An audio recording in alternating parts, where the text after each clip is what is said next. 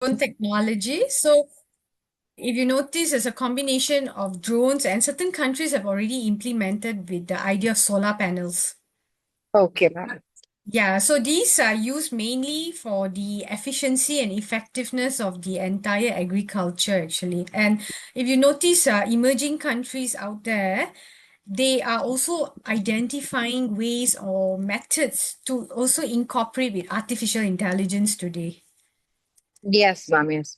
Yes. Oh, thank you, ma'am. And one more question, ma'am. The question is, how does sustainability certificate affect farm profitability? That was the question, ma'am. Okay, thank you so much for your question. Basically, when you come to sustainability certification, what happens is there's a lot of ethical consideration, ethical ruling by the local governments, very subjective to which government as well. So the food industry, the food authority will work with the local government in order to ensure that the certification is being replaced, updated from time to time with help of the whole processes from an end-to-end perspective. So back in Malaysia, what happens is we've got a lot of integration and help of the local government, especially for the local farmers. So they have a dedicated authority that works together with the local government to help or assist in terms of certification. So if you look at certification, there are two perspectives to look at. One is to further enhance your skill. One more certification is in terms of the auditability of the local farming processes that's being held. Another thing in Malaysia, just to share with each and one of you, there's a place called Cameron Highlands. I don't know whether all of you have been to Malaysia. Cameron Highlands is a place where the climate is pretty cold. So what happens is most of the farmers that comes up with the crops, and also if you look at the raw materials, actually it comes from Cameron Highlands itself. Yes. Yes, Thank ma'am. you so much. Thank you, ma'am, for answering. Ma'am, I think one of our Um, participants have one question to ask. Yeah, Uh, sure. yes, ma'am. Saujanya, ma'am. Hello. Yes, Hi. ma'am. Am I audible? Yes, Hi, yes, you ma'am. are.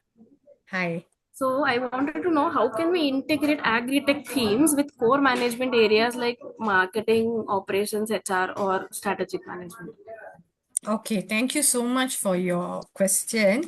Literally, if you look at agriculture today, it has a lot of relationship with sustainability. It has a lot of relationship with marketing, management topics, and all that. So, if you ask me, with the help of agriculture, with the help of marketing, management, they actually integrate among each other. So, the end of the day, in terms of a practical perspective, we will still need to use agriculture in terms of promoting and making it creating a better awareness. So the end of the day, the platform that you're using to a certain extent will be marketing, coming out with the campaigns, coming out with social media posts and etc.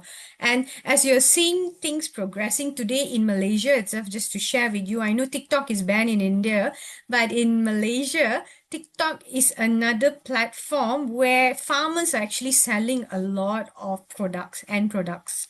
All right, they're using TikTok to build the network and to bring in that marketing and the other components that's relevant to the idea of agriculture as well.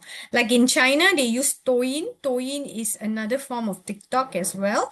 And this platform is very widespread today, not only in China, not only in Malaysia, but I believe in other countries as well besides India.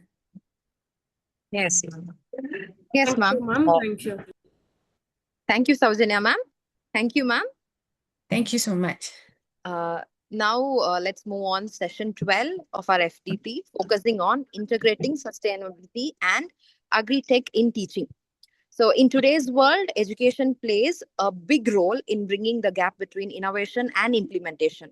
This session will explore how sustainability and agri-tech can be effectively integrated into teaching methodologies to prepare future-ready learners and researchers. Let's now commence session 12, integrating sustainability and agri-tech in technology. Without further delay, I once again invite Dr. Janitha Kularajasingam ma'am to share her insight on integrating sustainability and agri-tech in teaching. Over to you, ma'am. Thank you so much, Aswati. Thank you, ma'am. All right, I'm just going to share my slides.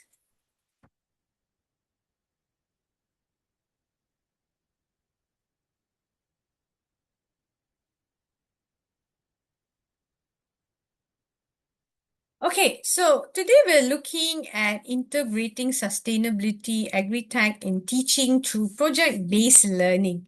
All right, so a little bit about what exactly is project-based learning. All right, but before I start with today's session, I want you to have a look at the slide. And the slide says a lot about learning, since our topic has a lot of relationship with project-based learning as well. So learning becomes a shared and impactful journey. So all of us as individuals out here, we are able to learn in a very different way. Some of us are able to learn individually. Some of us are able to learn as a team. So they always say together everyone achieves more, teamwork. So if you look at things in terms of learning, we are aware that learning is a lifelong journey. And believe it or not, there's always something to learn every day. All right. Just like how today we are able to learn from each other as well.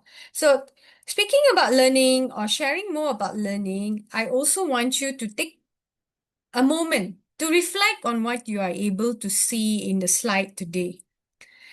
All right. So this is where to understand better with the word project-based learning. So exactly what does it mean to each and one of us? So this is where empowerment is given to not only students, but to all of us today to understand the gaps between the technology and sustainability, or the intersection itself. And this is how we are able to look at the modern approach in terms of agriculture challenges, not only about creativity and purpose, but also to be able to give back to the community. The end of the day, the community serving purposes as well. All right. So as you can see, kids here in the slide, they're very excited, they're very happy, working together, discovering things, and they're they're all very, very excited. Okay, so this is where project-based learning has got a lot of relationship with agri-tech education as well. So let me share a little bit about what we do in Taylor's University in Malaysia. So Taylor's has an impact lab whereby our main aim and purpose is to give back to the community. And throughout the process of giving back to the community, there are several projects, there are several activities that has to be done in order for us to fulfill the requirements in terms of how do we give back to the community. One very important area to focus on is all the impact labs are related to the SDG goals out there. And some of the impact lab has a lot of relationship with the workplace marketing. So there's this particular impact lab that's known as Livable Urban Community. And this is where students in year 1, year 2, or year 3, depending on which semester, which year, which specialization, they will be assigned to work together as a group of them or as a team to develop different levels of marketing plan. One good very example that I can give you is more on a social marketing plan, how to come up with different strategies, and how do you actually link it to the impact lab and relate it to sustainability. And along the way, what they are also looking at is how they are able to use the various AI tools as well as a learning mechanism to be able to identify how social marketing plan enables certain communities and how this is done through visitation. So they actually visit certain locations and they are able to develop things further. So I'm just going to take some time to share some of the achievements as well. So what crosses your mind when you talk about Taylor's University Impact Lab? This is where, if you're looking at the website right now, as I'm redirecting the page to each and one of you, So this 11 Impact Labs has got approximately about 210 partners, and these partners are industry practitioners and professional staffs as well. And there are ongoing 230 impact project that brings everyone together. All right. And this has been in place since the year 2023. So if you are able to see what exactly does Taylor's University they do is some of the projects that they have done before is known as My Bamboo Project, a little bit about site marketing project, social marketing project, place marketing project, and etc. So if you have the time, please do visit the website to understand better. And how does this have a lot of relationship with the 11 Impact Labs, like what I mentioned earlier? And one of it is all related to food security and nutrition.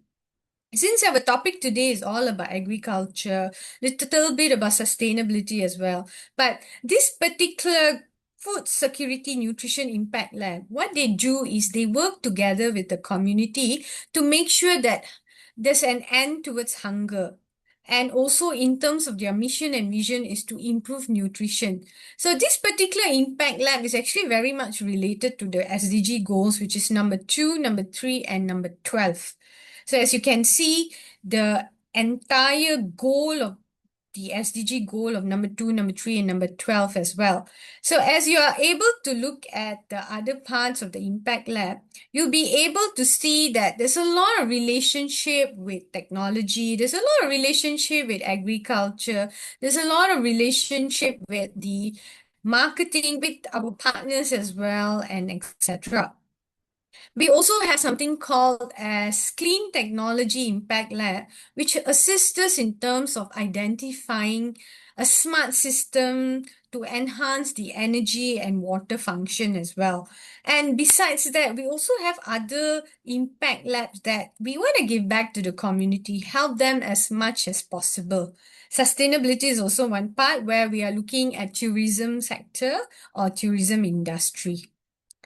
Okay, so as I'm progressing to the next part, do you have any questions from anyone before I proceed further? Do you have any question in regards to the Impact Lab? Okay, if you do have any questions, you can always ask me. All right, so let's move on a little bit about how or what we're looking at in terms of project-based learning. So this is where project-based learning has got a lot of relationship with STEM, STEM. Of course, STEM is something where we are all aware of, and science, technology, engineering, and mathematics, and how the co-relationship between each of it can be integrated further with the right direction, with the right opportunity to bring in the learning community. So since our topic is all about agriculture education for sustainability, this is where there's a lot of relationship with the word project-based learning, which can empower our future generation along the way. So why is it project-based learning is so important today?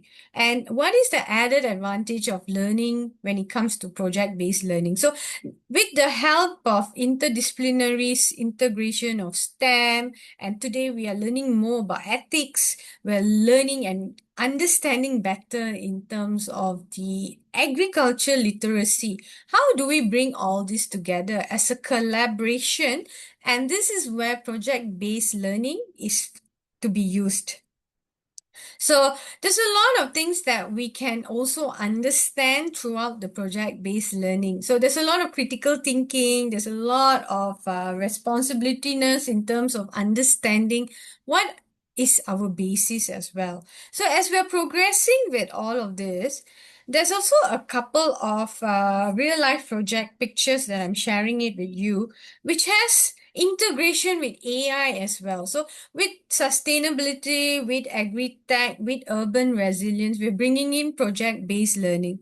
So this was done by year one degree students, where they had to visit a place called Taman Tasik Cyberjaya. So Taman Tasik Cyberjaya is known as, Taman means it's a park, Tasik means lake, Cyberjaya is the name of the place itself. So this particular park is actually has lack of awareness. Although it has been there for quite some time in Cyberjaya, which is next to Putrajaya itself, but the lack of awareness of people identifying or knowing about it wasn't there. So this is where I work together with my students, together with some of the other colleagues of mine. We worked in terms of bringing in the awareness and looking at place marketing as well. So we brought in a little bit of the integration of AI, and we thought that by using AI, students will be able to relate their real life experience by visiting the site, interviewing the people there, as well as applying it to their critical thinking. So basically, one of the main mission or objective for the assignment concern is to bring in sustainability with place marketing together with enhancing the word education as well. So they were able to even identify certain models, certain theories to be used in terms of that integration process. And along the way, when they managed to do this, they realized that they were able to solve so many different methods or approach in terms of place marketing. So one was the step one, what they did is they looked at their real world scenario. And looking at market opportunity analysis, they were able to even understand what are the mixed strategies in terms of business related matters. So some of these were used eventually, and this is where the scenic view as you are able to see through the whole project itself. So this project was done within a week. So there were several visits to the place, the location, interviewing not only general public but also the authorities in charge of Taman Tasik Cyberjaya and applying it to their assignment accordingly as well. And besides that, there was also another group that were responsible to manage something called as kebun community. So the word kebun means that it's a garden. Community, we all know what's community. So basically, they had to visit this particular garden community that's located in USJ, which is a state in Malaysia, which is known as Selangor. So there's a place called USJ. Yeah, and they visited this particular state. And what happened is, again, lack of awareness with this garden community itself. So this garden was actually established many years ago with the help of a lot of volunteers. So what they do is they grow a lot of vegetables there, right from brinjal to many others. They also have fruits as well. Okay, what happens is the lack of awareness, and because of the lack of awareness was there, a lot of people who lived even nearby the kebun community or the garden community were not aware of their existence. All right. So students were able to bring in their real life experiences by visiting this garden community and then further developing that knowledge. And later on, some of the students actually decided to volunteer themselves and to get into the whole idea of that agriculture, to learn from the farmers there who became volunteers, and eventually they benefited throughout this whole real life project. So at the end of the day, this project brought in a lot of initiative and effort. So one of the effort was to actually to contribute to the Taylor's University Impact Lab, which is the livable urban community. So as you can see, some of the pictures here brought in a lot of community farm in USJ 14. And what happened is they were able to understand better in terms of the farming process, in terms of the agri-tech education, okay, how to cultivate things, how to understand things from an end-to-end basis. And of course, the step two, they had to further come up with a poster, design it accordingly, and then they had to actually present it in front of the local authorities in Subang Jaya, in Selangor, and we took it further as well. So if you notice, there's a lot of group work, communication that took place, and these are some of the sharing session that I'm doing today, where students actually designed the posters and they were able to actually share it with the local community as well. And of course, the step 3 is also the end of the And subject day. is ready. The outcome of using this is to bring in the teamwork, to be able to bring in social skills together, to work as a team, the end of the day to achieve the same goal, and also to further cultivate things and with the help of the AI as well. So this learning journey has got a lot of relationship with project-based learning. And these are some of the poster that was designed, and they actually took some time to share it during the poster exhibition to the local authorities as well. Okay, so some of the feedback that I obtained from some of the students were they felt very happy and inspired to do this because they felt that understanding better in a practical perspective in terms of project-based learning was very different compared to a theoretical perspective. And whatever was delivered in class during theoretical perspective and with the integration of the site visit, they were able to apply it accordingly. And some of it was where they realized that there was a lot of collaborative learning that they learned from each other as well. And they felt along the process they were very excited because the end-to-end process, they were very excited because there's a lot of things that they learned throughout the whole project itself. And some of the feedback was about applying some of the models that they learned into their assignment and bringing in the impact of doing the assignment as well. So these are some of the feedback from the students itself. So there are questions that I want to ask each and one of us today is how does project-based learning not only help students but also help all of us today in terms of developing a real-world problem-solving skills, especially in the sustainability and agriculture? Since the first part of today's session was more about contemporary agri-tech trends, and then we took it further with project-based learning. So how do we look at this? And the second questions to ponder on is, as I was sharing some of the information about students applying their real-life agri-tech project, looking at project-based learning, how was the whole process of community engagement, or do you think what kind of roles did they have to play as well? And as we are looking at these questions, how can we further, in future projects, collaborate with local farmers or even urban community farms for project-based learning activities? Because in Malaysia itself, we've got lots of urban community farms where it lacks of awareness. So these are some of the questions that I want you to ponder, and it'll be really good if you could please share your answers in the meeting chat. Okay, so I'll give you some time to think about these questions before you share your answers in the meeting chat.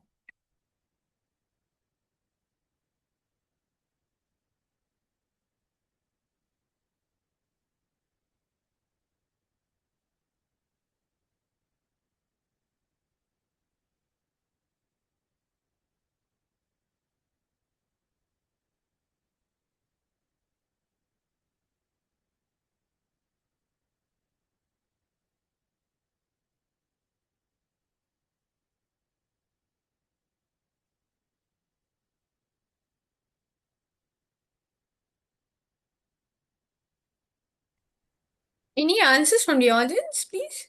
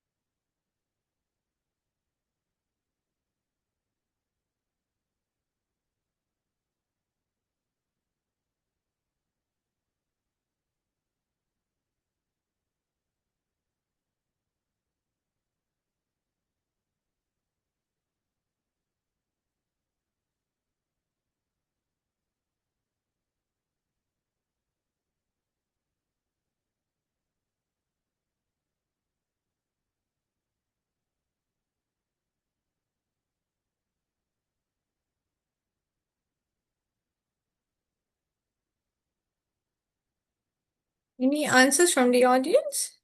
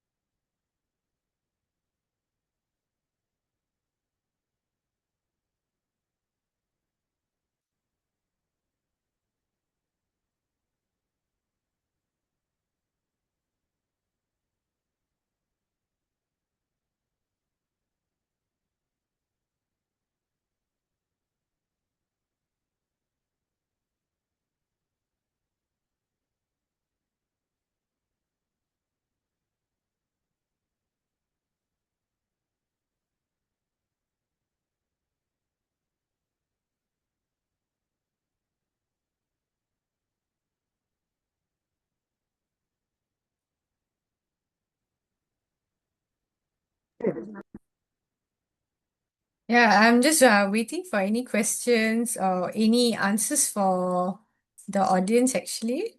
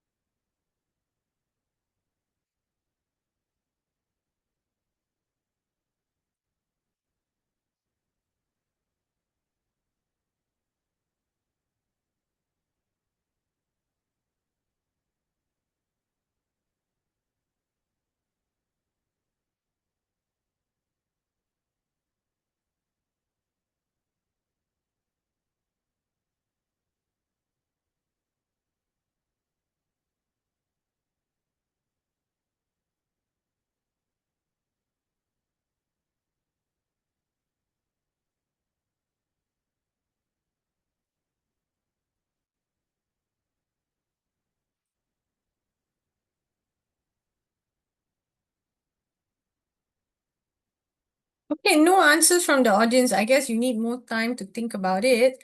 Okay, no problem. We will proceed with the next part. We will still continue a little bit more.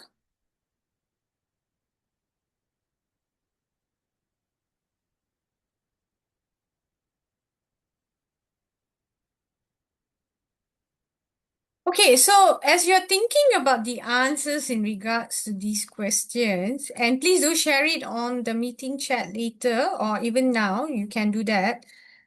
Before I conclude today's session, I just want to share a little bit where this recent project had a lot of relationship with the idea of bringing in sustainability. So I'm going to share this particular project with each and one of you. So this was a recent project that was done last month. All right. And this project had a lot of relationship with the ESG goal 11, where it spoke a lot about sustainability cities and communities. All right. So this is where students had an opportunity to look at how they could grow the entire sustainable project.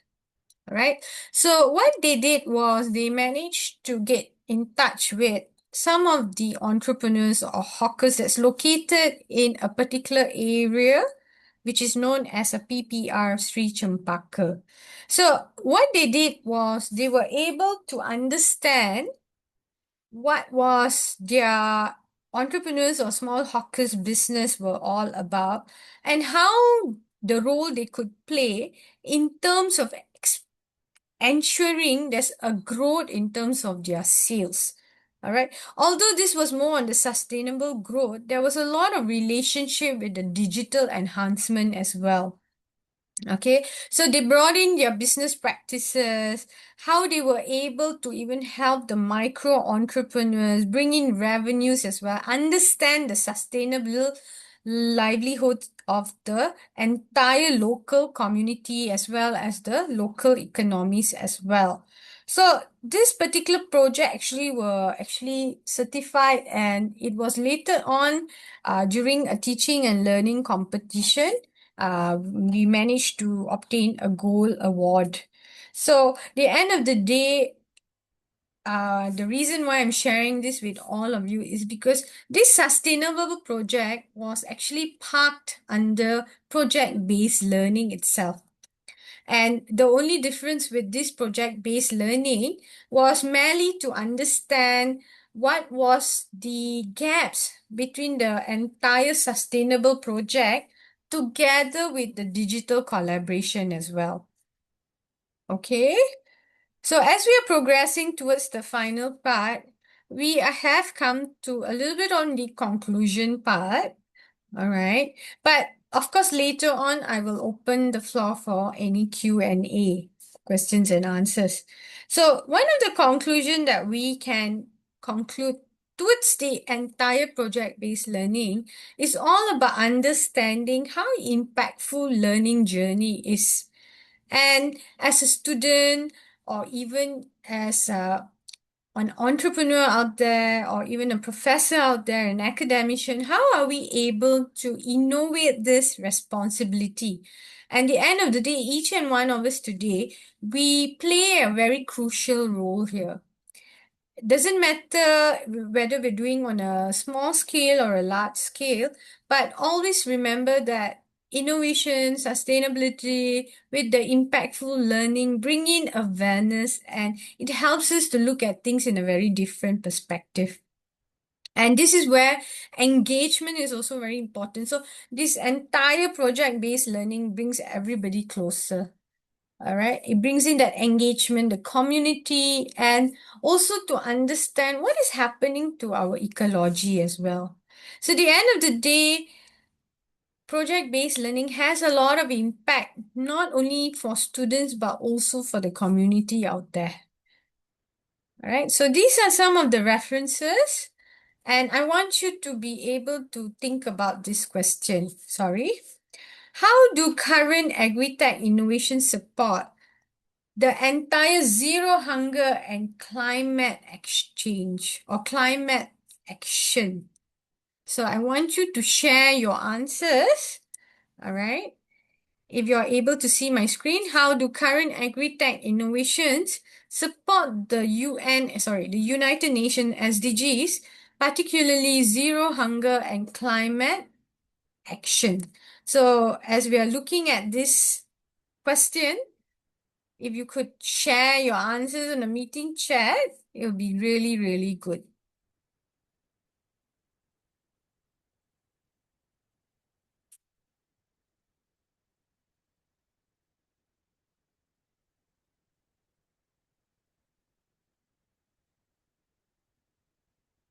Okay, it would be good if you could take some time to reflect on this answer. Sorry, to reflect on this question.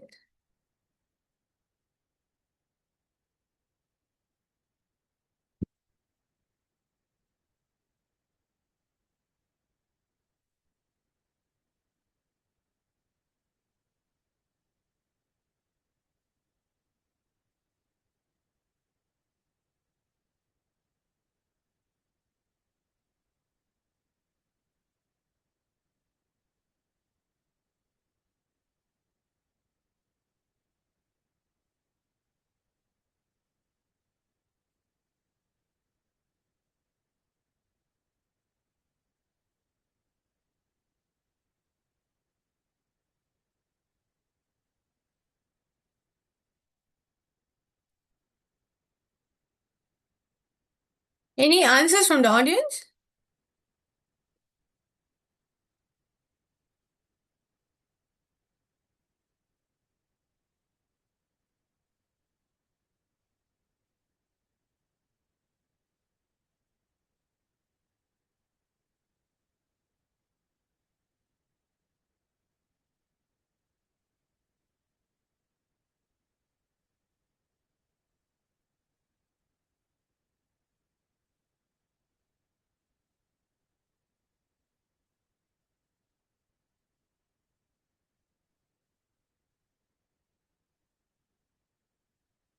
Okay, so as you're thinking about the answers, I have a couple of videos to share.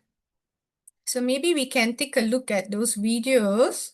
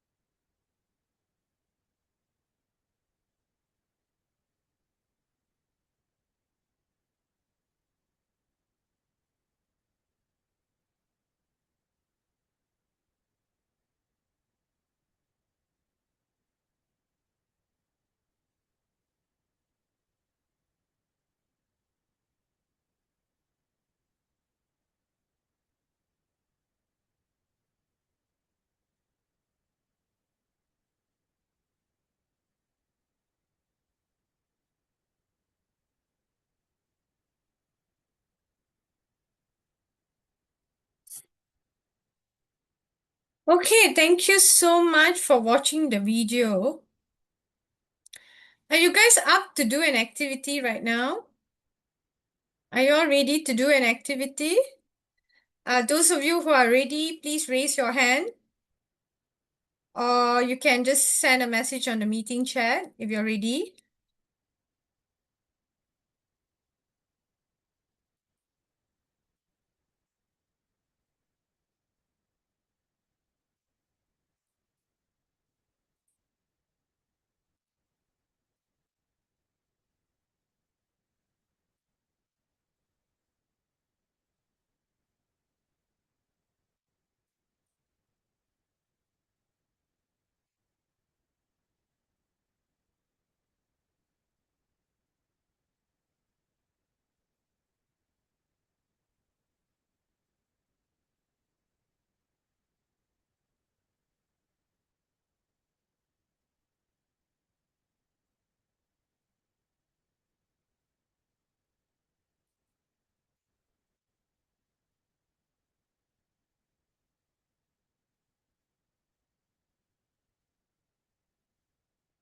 Okay, so since one person said yes, all right, so Uh, let's get, Janitha, yeah.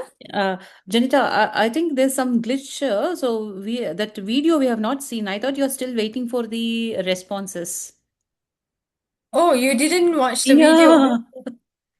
Ouch. Like when you're concluding, I'm like wondering we have not watched the video only. I thought still you're waiting for the responses, some queries. So no, we have not watched the video.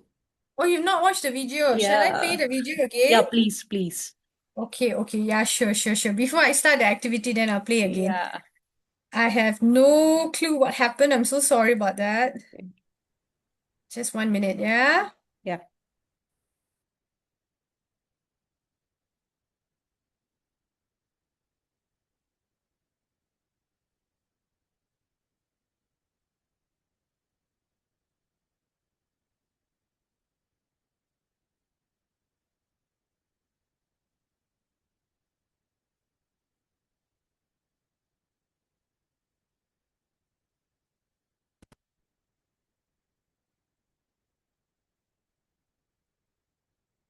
Education at Taylor's is purpose-led and impact-driven, aligning students' purpose to make a positive impact to society, supporting the United Nations Sustainable Development Goals.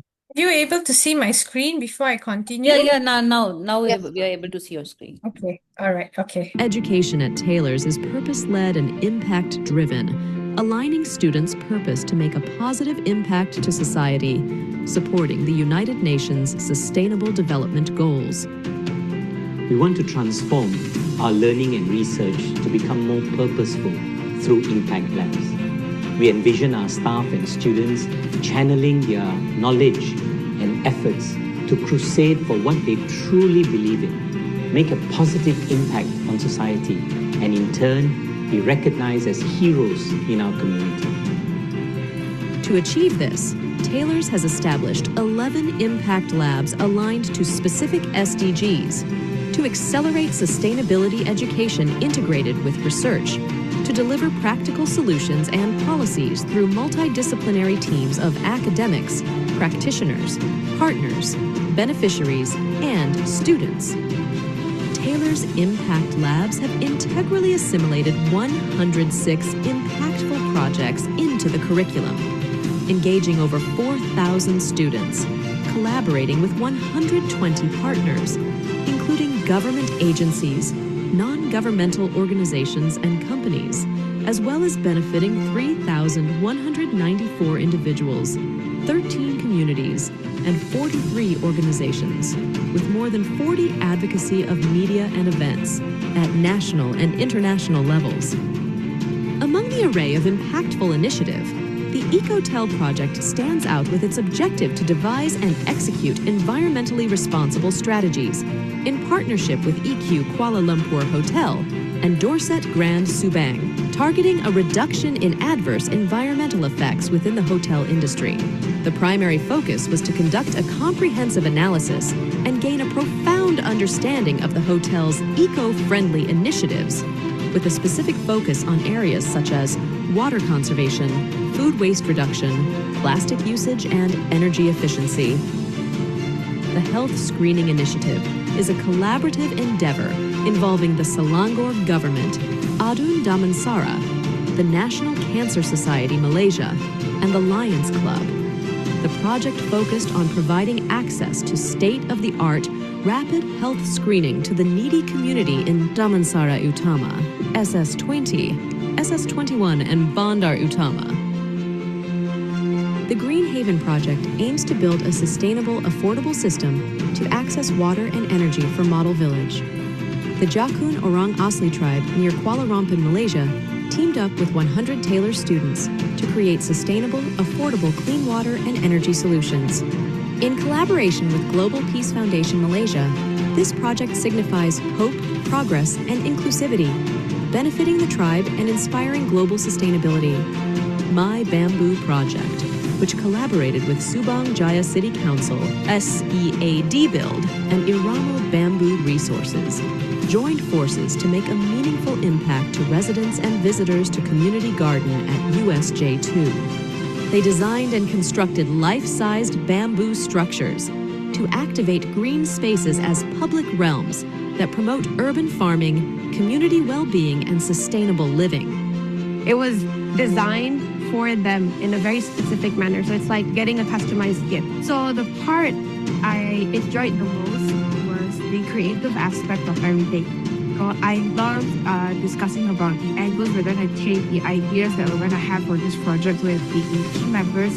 I definitely feel that this project has helped me in the sense that I've gathered way more awareness of the situation in Malaysia with regards to sexual violence, which is what we're doing our campaign about. This was a whole new experience for me, and my home university doesn't offer anything like this, so it was a very nice experience for me. Through embedding impact projects in the curriculum, Taylor's aims to nurture its students to become purposeful leaders committed to SDGs for life, and for Taylor's to be the best university for the world. I will create designs that awaken consciousness and inspire seekers of life's subtle truth using my passion for architecture and literature. I will bring educational equality for the underserved through my engineering designs and inventions. I will create a venture that is specifically tailored to meet the needs of the elderly population using my business skills. Together, we have made a difference in people's lives. We are impact makers.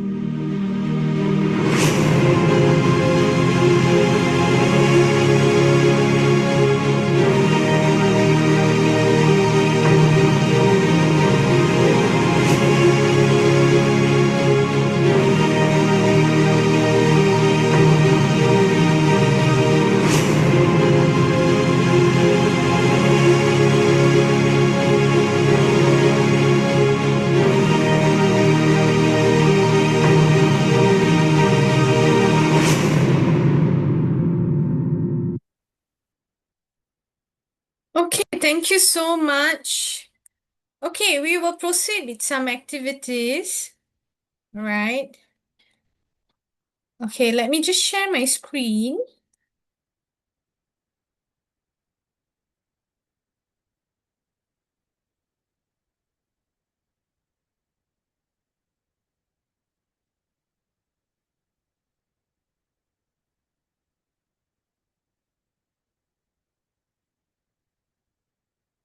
Okay, so we're going to do an activity now. All right. And this activity will require you to actually create a poster related to project-based learning using PPT or Canva. If you're familiar with using PPT, PowerPoint, you can. If you're familiar using Canva, you can do that, whichever that is convenient on your end. Okay, and it'll be really good if you could share your poster at 4:30 p.m. IST. So I would really, really appreciate it if I could get volunteers to share your poster later on. So it could be any related project-based learning within the scope of our topic today. Will that be okay with everyone? Yeah?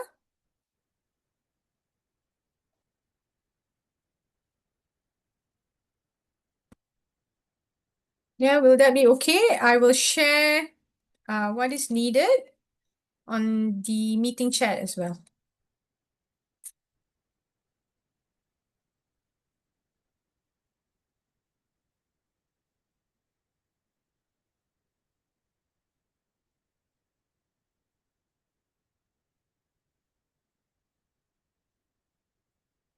Will that be okay, everyone? Are you with me? Yes, ma'am. Sure. Thank you so much.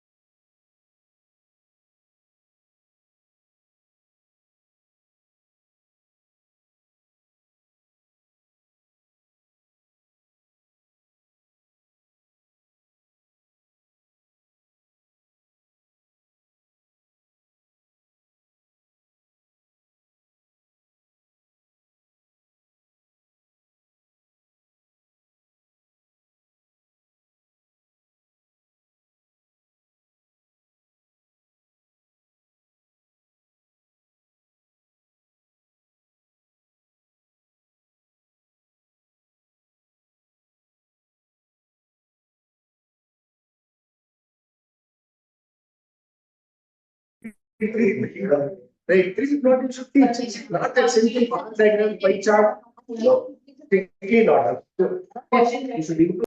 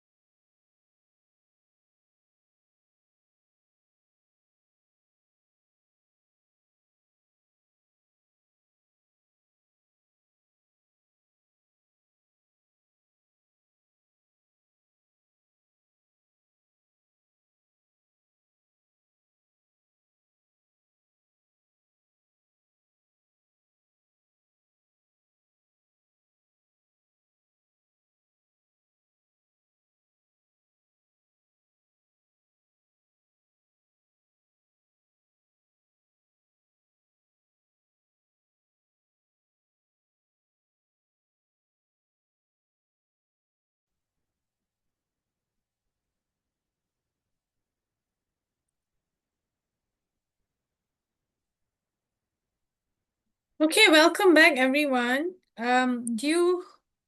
Anyone's ready to share your posters?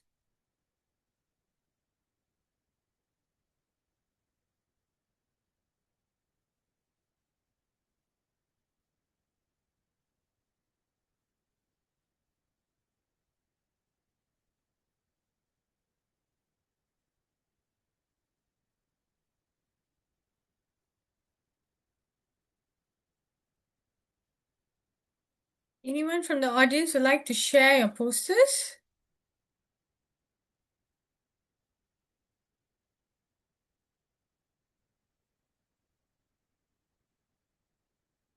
Okay, you can actually share your screen.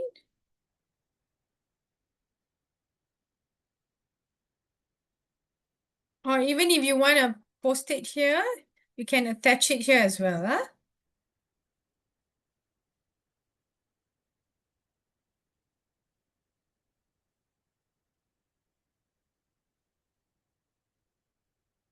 Thank you, Dr. Bushra.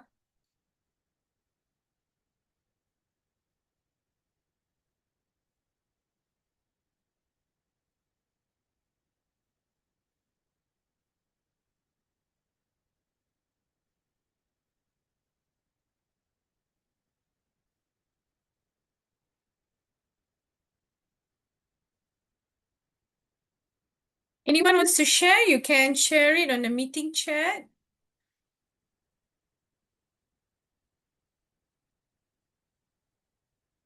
Okay, let's take a look at Dr. Bushra's poster. Thank you so much, Dr. Bushra, for taking the time to do this. Very, very interesting. Very creative, I would say. Let's practice sustainability, be a part of a tree planting drive. Yeah, very nice. Thank you so much.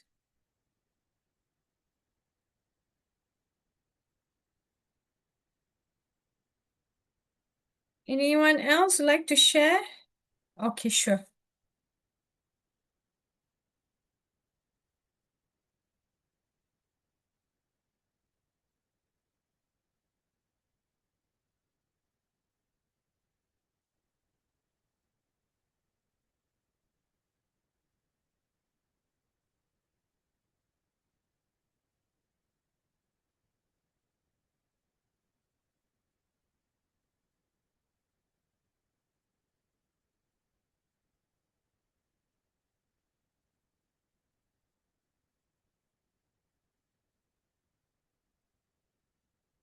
No problem. You can share it on a meeting chat and then I will share with everyone. What about the rest? Did you try doing the poster?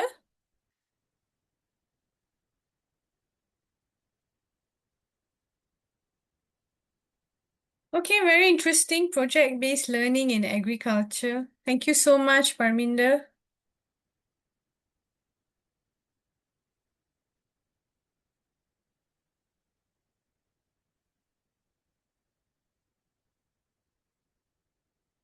Okay, you can stop sharing, huh? Thank you so much.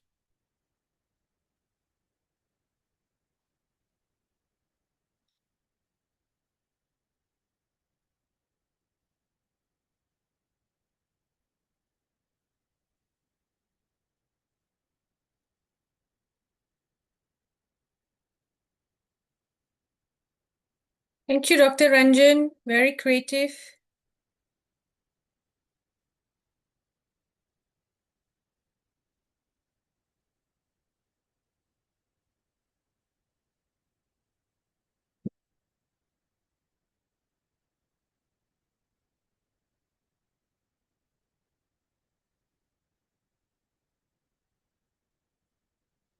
Okay, so let's move on.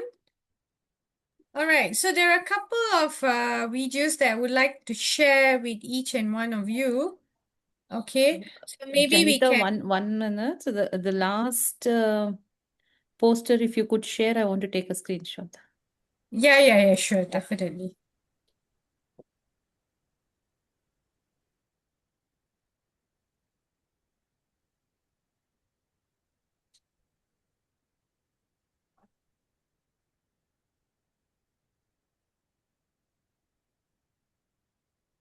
Oh, we have more. Hold on, Dr. Subu. We have more coming in. More coming in. Nice. Yeah, It's really indeed. creative. I'm also like, Yeah, very, very creative, very innovative as well. One sec, Doctor?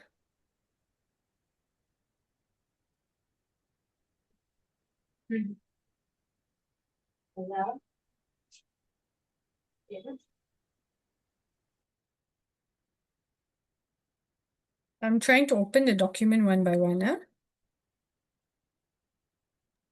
Okay.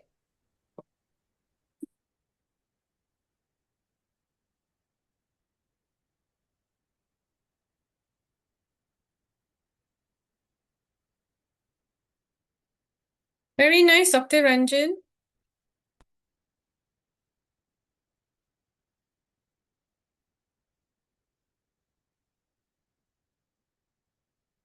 Project-based learning, agriculture technology. Very nice. Very creative and innovative.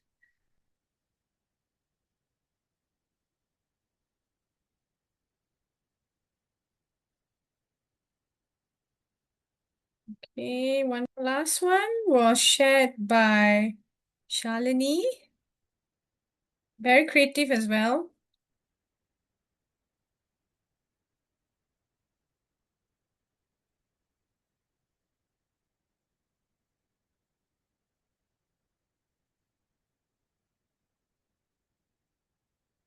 Okay, let me open the file.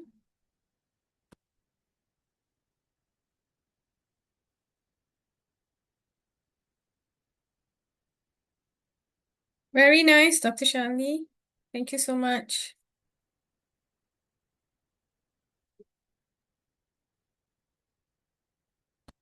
Okay, do we have more before we move on? Okay, thank you so much for those who've shared your posters. All right, so we can get started with a little bit now.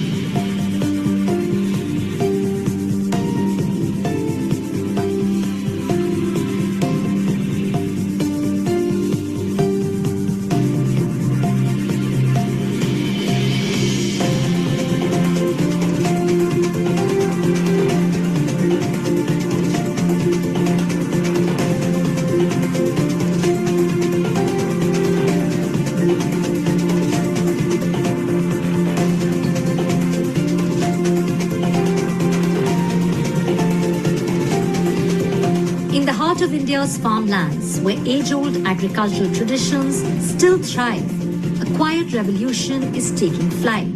This is the story of Marut drones.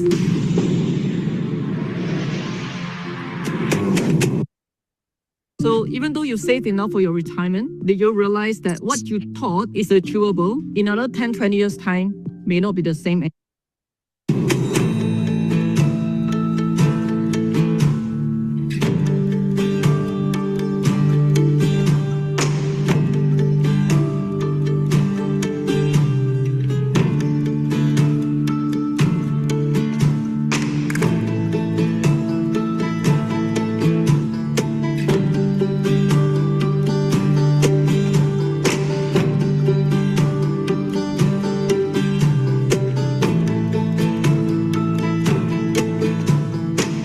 For Damodar Reddy, a farmer in Telangana, the burden of manual spraying is a familiar one. The sweltering heat, the long hours, and the constant risk of inhaling hazardous chemicals are a dangerous reality for many farmers across India. If you type in Google cancer train, everyday train goes from Punjab to Rajasthan for treatment of cancer patient. Majority, more than 90% of the farmers who are prone to cancer. Then we understood the problem. Today, the farmer does the activities like spraying when there's a pest and disease. When he sprays, he's carrying a 20 kg snack sprayers and he's inhaling and he's having food with the same hand and drinking water in the same environment. Because of that, there's the health hazard like a cancer. To reduce this health hazard, that's where we thought of doing these drones in agriculture and disconnect access, and so that drones can do the activities like a spraying in the start.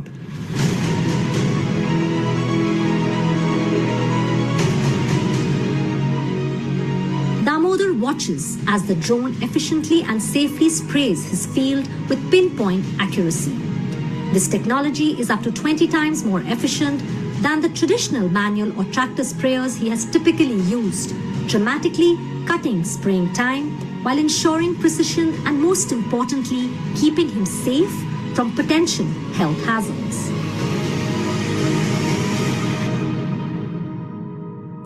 పూర్వం సంది మేము కూడా స్ప్రేలు అప్పుడు first స్ప్రేలే లేకుండే, తర్వాత స్ప్రేలు కొట్టేది. ఆయన పంపులు తీసుకొని ఒక డే మొత్తం కొట్టుకుంటే ఒక ఎకరం కొట్టుకునేది. దానికి ఒకటి నీళ్ళు మోయాలి, ఒకటి స్ప్రే కొట్టాలి, ఒకటి మందులు పోయాలి. అట్లా ఇంత కష్టంతో ఉండే పని ఉండే. ఇప్పుడు రాను రాను పెట్రోల్ పంపులు వచ్చినాయి. ఆ పెట్రోల్ పంపులు కూడా ఇప్పుడు మూట అయిపోయినాయి. ఇప్పుడు ట్రాక్టర్ పంపులు వచ్చాయి. ట్రాక్టర్ పంపులు కూడా నానా రకాలు వస్తున్నాయి. ఇప్పుడు అవి కూడా అది కాక ఇప్పుడు డ్రోన్లు వచ్చినాక ఇంకా ఈజీ అయిపోయింది. ఇప్పుడు డ్రోన్ పైకెళ్ళి ఫస్ట్ డ్రోన్ వచ్చినప్పుడు పైకెళ్ళి పోతే ఎక్కడ కొడుతుంది ఏం కథ అని మేము దాన్ని అర్థం చేసుకోలేదు. ఒకటి రెండు సార్లు పక్క గ్రామాల్లో కొడుతుంటే చూసాం. దాంతో మాకు మంచిగా ఇంప్రూవ్ అనిపించింది. టైం అడ్జస్ట్ అయింది, ఖర్చు తక్కువైంది, వాటర్ కష్టం తక్కువైంది. అందు నుంచి మేము కూడా డ్రోన్లు వాడుతున్నాం. ఇప్పుడు ఇంకొక విషయం సార్, ఇప్పుడు మక్క వేసినాం, అది 6-7 ఫీట్లలో ఎత్తు పెరిగింది. అందులోకెళ్ళి మనుషులతో కొట్టనీకే సాధ్యం కాదు. అది ఇప్పుడు ఈ డ్రోన్ అయితే ఆ లేపులో పోతున్నది మీదకెళ్ళి. పురుగు కంట్రోల్ అవుతున్నది దానికి. ఇప్పుడు మనుషులు కొట్టాలంటే ఇంత 2 ఫీట్లు 3 ఫీట్లు ఉన్నప్పుడు అంటే రైతులు లేబర్తో కొట్టుకోగలుగుతాం. అది ఇప్పుడు 6-7 ఫీట్లు అయింది. తేడా కనిపిస్తున్నది. ఇంతకుముందుకు మన స్ప్రేలతో కొడితే ఇట్లా పోతుంటే ఓ పక్క పడేది, ఓ పక్క పడపోయేది. పడతాన పురుగు మంచిగా ఉండేది, పడంతానం వేసిపోయేది. ఇది అట్లా కంటిన్యూగా పోతుంది. ఇంకోటి ఏంటంటే ఇది ప్రెషర్గా ఎక్కువ వస్తుంది. అది మనం పంపుతో కొడుతుంటే ముఖం మీద పడేది, ఈడ పడేది. మాస్కులు ఎన్ని పెట్టినా కూడా ఎన్నో రోజులు మేము హాస్పిటల్లో కూడా పోయి దాన్ని ట్రీట్మెంట్ చేసుకున్నాం.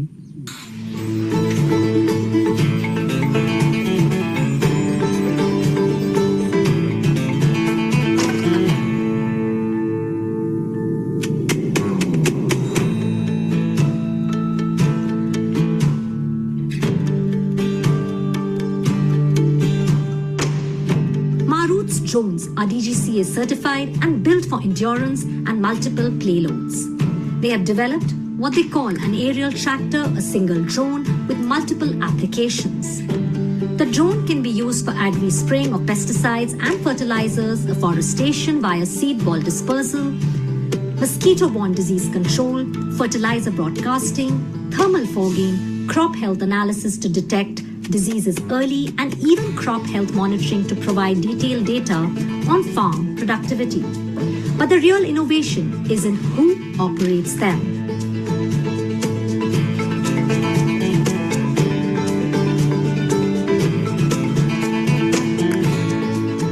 When we started the technology like drones in agriculture, we understood who will use these drones. Then we understood it's not the farmer who is directly going to use these drones. Because what we saw was the age group of this 20 to 40. It can be your 10th pass, polytechnic guy, ITI guy, or existing JCB guy, auto driver, cab driver, who's in rural areas, can adopt this, and a farmer can pay per acre, per usage. So at the end, farmer is paying 500 rupees, 600 rupees per acre, and he is utilizing these drones. And we are creating a small micro entrepreneurs in the village level. We call village level entrepreneurs. They buy these drones and they use this as a service or a rental to the end farmer. The end farmer can buy or use these drones like a pay-per-use or pay-per-acre kind of a model. So what the micro entrepreneur is able to do, a micro entrepreneur can do 20 to 30 acres.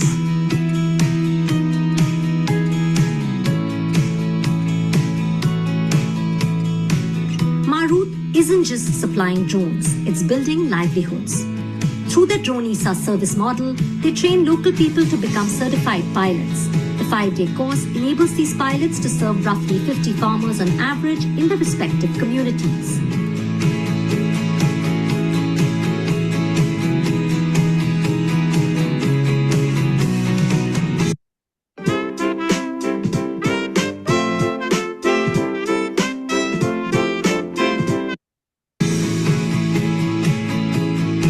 Today, Maruth has trained over 1,200 pilots in 2 to 3 years, established training centers in more than 15 states, and empowered thousands of villages and drone-based agri-solutions that are delivered by micro-entrepreneurs from within their own communities. So any trainee who trains from us and goes back, we support them with all kind of technical questions, whatever they have with regarding to operating a drone, maintaining a drone, or all these things. Apart from that, if anyone feels that they have less practice or they are not confident enough to fly the drone, not confident enough to operate the drone in the different modes, we provide them a facility wherein they can come back to us, train on whatever they have been lacking or whatever they require specifically, and then go back and operate in those conditions.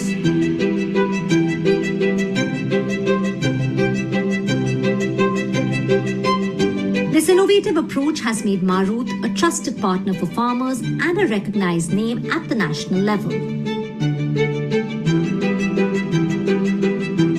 Thanks to the central and state government, like I have met around 4 times the Prime Minister.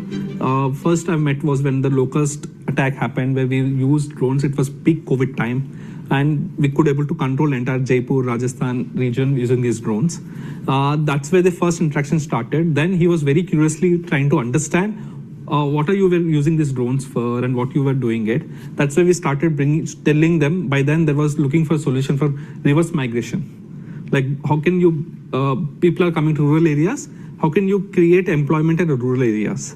Then we presented him how these drones can create more employment at rural area by providing a simple assistance like a loan or a subsidy, creating more employment opportunities at rural areas to the agri graduates or to the unemployed youth, and also to the self-employed women using these drones. So thanks to the Prime Minister and thanks to the state governments, where they're trying to provide through these loans and subsidies and creating more employment opportunities using these drones. As Damodar Reddy heads home, he isn't just a farmer, he is a pioneer. And his example shows that when technology meets community, a new kind of harvest can begin. With a drone overhead and a new generation of entrepreneurs below, he's not just farming, he is cultivating the future.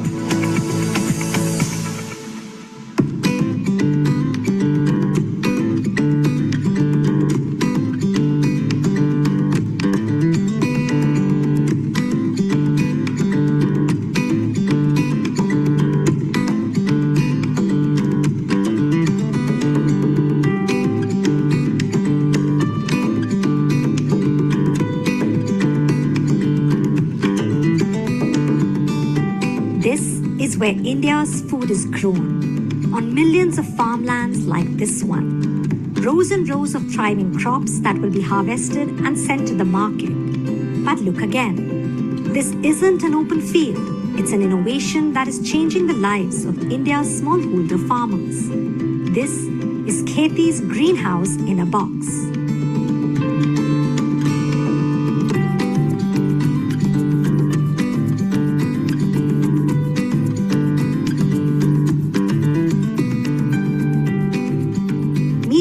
Naresh, a smallholder farmer from Telangana. For years, his open field crops struggled against changing climate. His income as unpredictable as the erratic rains and oppressive heat. But today, inside his Kheti greenhouse, he's harvesting a thriving, predictable yield.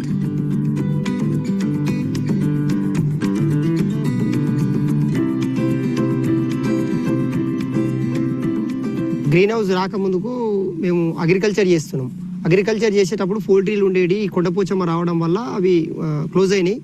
తర్వాత అగ్రికల్చర్లో సరిపోవట్లేదు, ఆదాయం సరిపోవట్లేదు అని చెప్పి మేము ఈ green house వేసుకొని, ఈ గ్రీన్ హౌస్ ద్వారా ఎంతో కొంత ఉపాధి వస్తుంది కదా అని చెప్పి, మనీ వస్తుంది అని చెప్పి, ఇట్లా పని ఉంటుంది తర్వాత మనీ వస్తుంది అని చెప్పి చేస్తున్నాం. అప్పుడు అంటే ఇంకొకటి అగ్రికల్చర్లో ఎక్కువ కష్టాలే ఉంటాయి. అంటే వర్షాలు కరెక్ట్ టైంలో పడవు. మెయిన్గా ఇంకొకటి ఏంటంటే కరెంటు చక్కగా ఉండదు. మళ్ళీ ఆ లేబర్ ప్రాబ్లమ్స్ ఉంటాయి, వరదలు వచ్చి కొట్టుకపోవడం, ఏదో ఒకటి. అంటే అగ్రికల్చర్లో కంపల్సరీ ప్రాబ్లమ్స్ చాలా ఉంటాయి. అనుకున్న దానికి గోల్కు ఈచ్ కాలేకపోతాం. రైతు అంటేనే అది కంపల్సరీ అట్లే ఉంటుంది. అది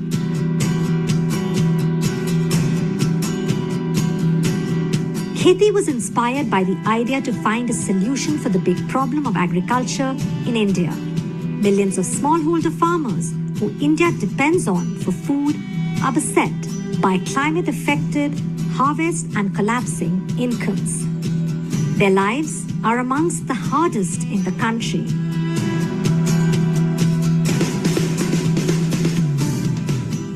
every year extreme summers, every year unseasonal rains, and so much of pest and disease was impacting our crops. That is when me and my friends decided to have this conversation across multiple states. Khethi's goal, I think, was to make agriculture into a job-like income for smallholder farmers. We wanted to first understand what is the problem rather than creating a solution and then go and find the problem. So we just started talking to farmers and asked, what is your biggest challenge in farming? I think it was just that question. And then we just patiently listened to everything that came up. And while farmers were not using the exact word climate change, it was different aspects of climate change that was affecting their farming. When we started looking at this problem, the problem that we decided to marry ourselves to, which is how do we make smallholder farmers more climate resilient, we looked at a bunch of other technologies. We looked at drip irrigation, we looked at like weather resistant seeds, we looked at greenhouses. Inspired by global greenhouse technology, but grounded in India's unique challenges, they knew a breakthrough was needed. Traditional greenhouses were too big and too expensive for the average small farmer. They had to innovate, to build a solution that was local, affordable, and effective.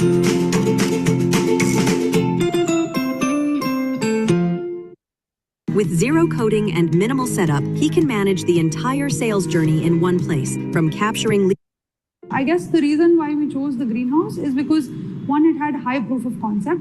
Second, anything that grows inside the greenhouse is actually 100% attributable to the product. And it really solved like some of the key challenges that farmers were facing more holistically. So it solved the water problem by having drip irrigation included in our greenhouse package. It solved the pest problem because the greenhouse is a covered environment for plants. It solved some of the excess heat problem because our greenhouses have extra shading in it. So existing greenhouses, that technology that existed were very big in size, and they were costing about 40 to 50 lakhs for farmers. We used some basic principles. In some terms, I can say we used human-centered design, but what we actually used is jugaad. We used a lot of feedback from farmers, and we just co-built the structure. So Khethi's flagship product is called the greenhouse in a box, which means that there is a greenhouse at the center of all of it, which is this physical hardware infrastructure that sits on a farmer's land. But the box basically includes a lot of these end-to-end services like input linkage, market intelligence, crop advisory, crop planning, pest and disease management, which make the greenhouse work.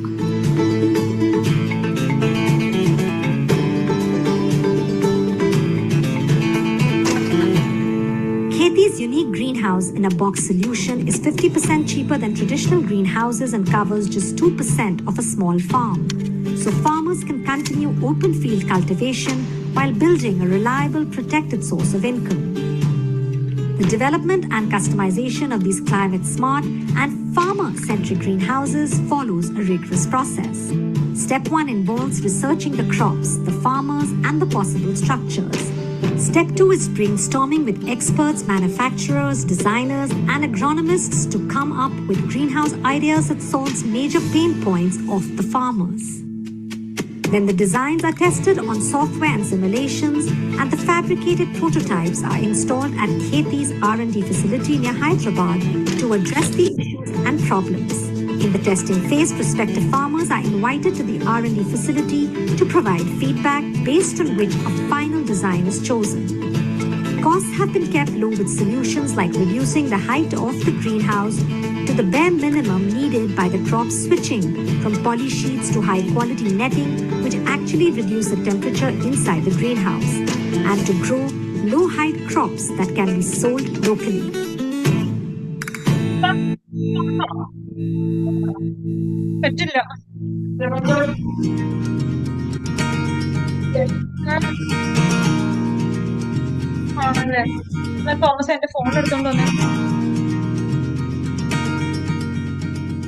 The result?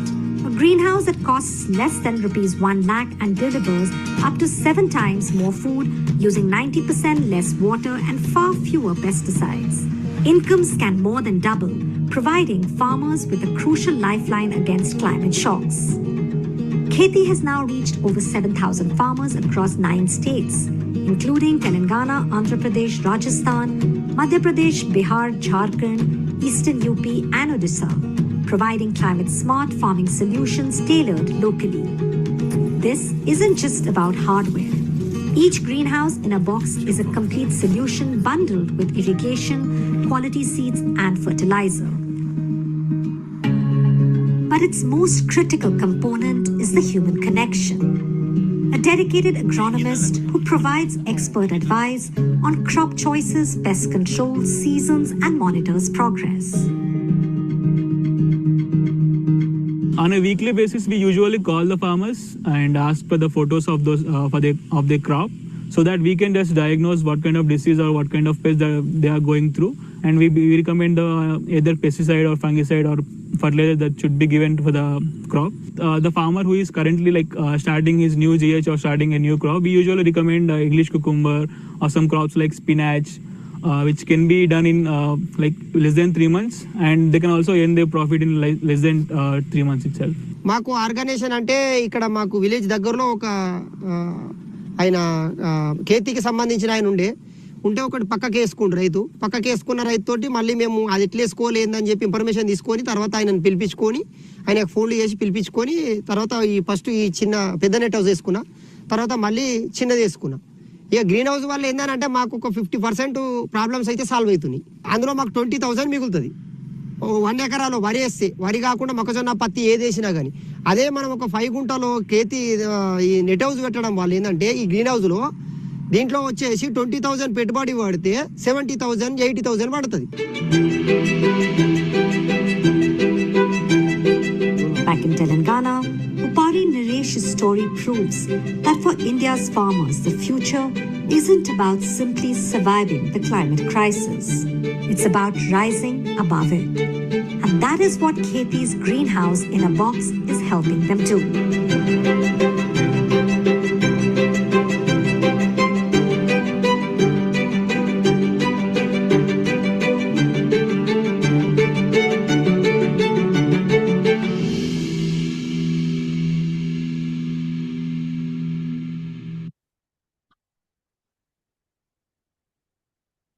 Okay, so we've come to the end of the video. Oh, sorry about that. Okay, so we've come to the end of the session.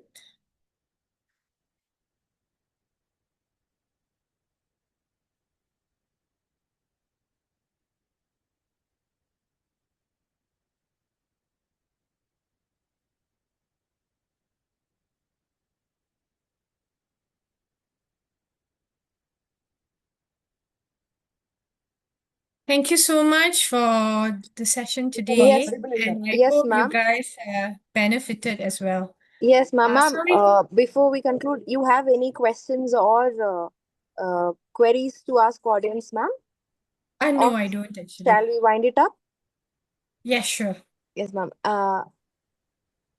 If participants have any questions, you can ask the questions right now.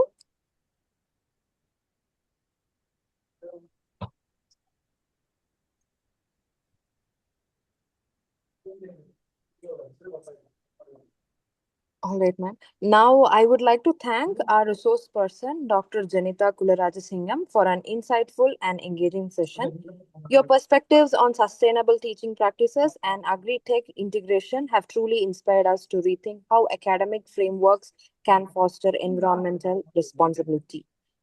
Thank you, ma'am. Once again, I would like to thank Dr. Janitha Kularajasingam, ma'am. Thank you so much for having me today. And I hope you guys enjoyed the session and hoping to do more sessions in future. All the best to each and one of you. Thank you so much. Thank you, ma'am. Thank you, Janitha. Thank you so much. No problem. Thank you for having me. Thank you. Thank you, Janitha ma'am. You're most welcome, Doctor. Thank you so much for having me. Now, we will take a short break of 15 minutes before we begin our next session. Kindly stay connected on Zoom, dear participants.